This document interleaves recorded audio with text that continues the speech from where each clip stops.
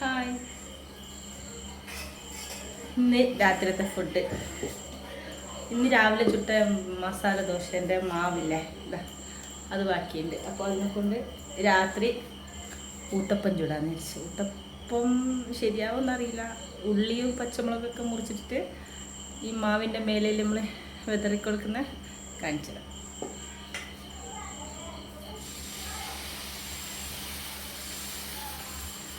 ചെറുങ്ങനാണ് ചെറിയ.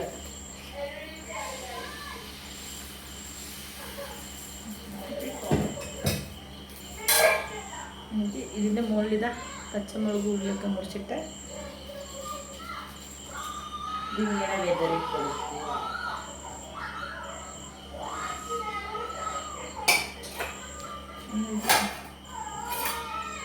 ഈ മൂടി വെച്ചിട്ട് മൂടാം. ഇതന്നെ ഊത്തപ്പം.